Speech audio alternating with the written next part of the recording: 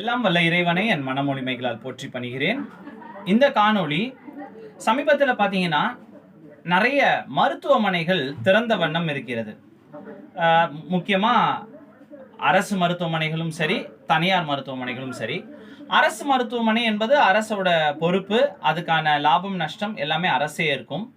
ஆனால் தனியாரில் நம்ம இன்னைக்கு பேஷண்ட்ஸ் நிறையா இருக்காங்க. ஃபுட் ஹேபிட் சரியில்லை, தூக்க முறைகள் சரியில்லை, இதனால நிறைய பேஷண்ட்ஸ் வரக்கூடிய வாய்ப்புகள் நிறைய இருக்குன்னு. ஏன் நான் வசிக்கிற இடத்துல கூட ஒரு ஸ்பெஷாலிட்டி ஹாஸ்பிட்டல் எதிர்க்க ஒரு சூப்பர் ஸ்பெஷாலிட்டி ஹாஸ்பிட்டல், நிறைய 100 பெட்டட் ஹாஸ்பிட்டல், 70 பெட் ஹாஸ்பிட்டல் திறந்துக்கிட்டே இருக்காங்க.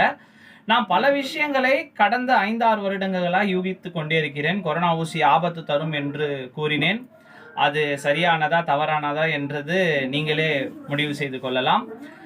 கொரோனாவில் மாஸ்க் அணிவது பேராபத்தை தரும் என்று கூறினேன். ஆக இந்த யூகிக்கும் விதத்தை பார்த்தால் இனி வரும் காலத்தில், முக்கியமாக தமிழ்நாட்டில், அதுவும் இந்த புதிதாக ஏற்ற இந்த அரசு வந்த பிறகு தனியார் மருத்துவமனைகள் முன்பு போல இந்த ஃபுல் க்ரௌடாக செயல்படாது. காரணம் என்னவென்று கேட்டால், அரசு மருத்துவமனைகளுடைய தரம் உயர்த்தப்பட இருக்கிறது.